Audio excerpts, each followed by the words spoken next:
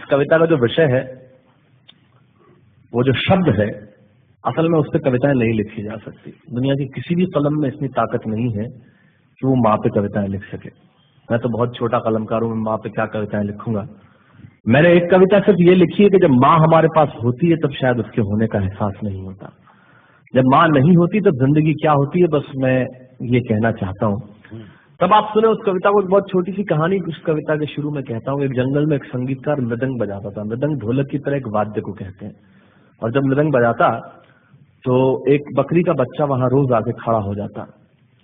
एक दिन एक सर, ये कैमरे जो भी है बंद कर दें प्लीज, फॉर गॉड सेक। बकरी का बच्चा वहां खड़ा हो जाता आके।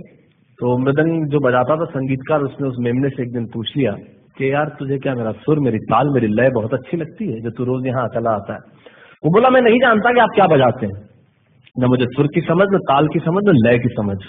मैं तो बस इतना जानता हूँ कि इस ढोलक पे, इस मृदंग पे जो चमड़ा मढ़ा है वो मेरे माँ के बदन से आया है। क्या बात है, बहुत अच्छे, वाह। जब इस पे छाप पड़ती है मैं आके खड़ा हो जाता हूँ। बहुत अच्छे, वाह। मेरी कविता माँ के न रहने पे भीतर से पड़ी हुई छाप की कविता है। तब सुनाना चाहता हूँ। इस कविता में अगर आपके आंसू बाहर की दुनिया की यात्रा करना चाहे तो रोकिएगा मत। अगर आपको ठीक लगे, जैसा कहता हूँ, जब माँ नहीं होती तब जिंदगी क्या होती है। एक मुनव्वर राणा साहब का शेर उधार लेता हूँ कि किसी के हिस्से में मकान आया, किसी के हिस्से में दुकान आई, मैं सबसे छोटा था, मेरे हिस्से में माँ आई। क्या बात है, वाह वाह, बहुत अच्छा। तब कहता हूँ कि कल जब उठकर काम पर जा रहा था तो अचानक लगा कि कोई रोक लेगा मुझे। कल जब उठकर काम पर जा रहा था तो अचानक लगा कि कोई रोक लेगा मुझे और कहेगा खड़ा खड़ा दूध मत पी, हजम नहीं होगा। मुझे लगा कोई कहेगा खड़ा खड़ा दूध मत पी, हजम नहीं होगा, 2 घड़ी सांस ले ले, अरे इतनी ठंड और कोट भूल गया, इसे भी अपने पास ले ले।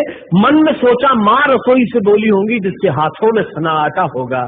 अगली पंक्ति के खालीपन से जुड़े और जुड़े तो मुझे बताएं। मन में सोचा माँ रसोई से बोली होंगी जिसके हाथों में सना आटा होगा, और पलट के देखा तो क्या मालूम था कि वहां सिर्फ सन्नाटा होगा। पलट के देखा तो क्या मालूम था कि वहां सिर्फ सन्नाटा होगा।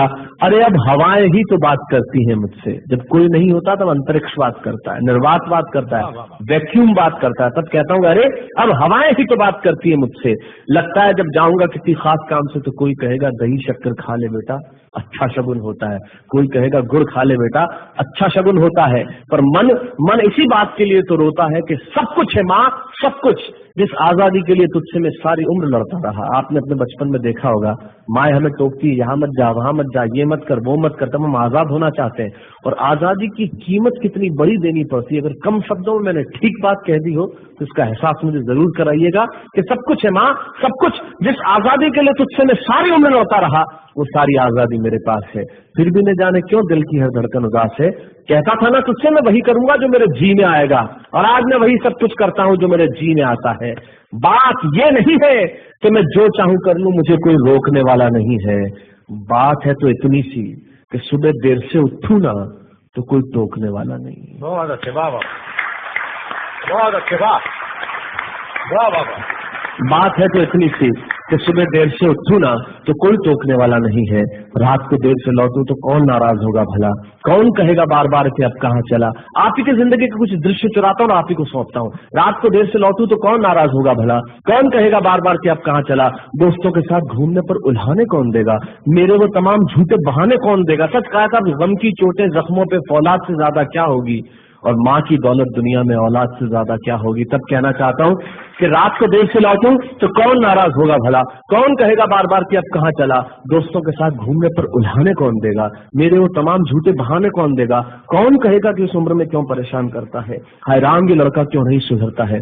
पैसे कहाँ खर्च हो जाते हैं तेरे, क्यों नहीं बताता है। सारा दिन मुझे सताता है, रात को देर से आता है, खाना गर्म करने को जागती रहूं, खिलाने को तेरे पीछे भागती रहूं, बहाती रहूं आंसू तेरे लिए। कभी कुछ सोचा है मेरे लिए। खैर मेरा तो क्या होना है और क्या हुआ है, इस बुढ़िया का तो क्या होना है और क्या हुआ है। तू खुश रह लेना यही दुआ है, और आज तमाम खुशियां ही खुशियां। जीवन में जो सर्वश्रेष्ठ एक पंक्ति जो ईश्वर ने मुझे सौंपी वो मैं आपको सौंपता हूँ। कहीं कोई कविता नहीं है, एक बहुत सामान्य सी बात जो बहुत सामान्य ढंग से मैं कह रहा हूँ। लेकिन गेट सेट गो जो मैंने किताब लिखी, शायद हिंदुस्तान के पिछले 3 सालों में सबसे ज्यादा बिकने वाली किताब वो रही।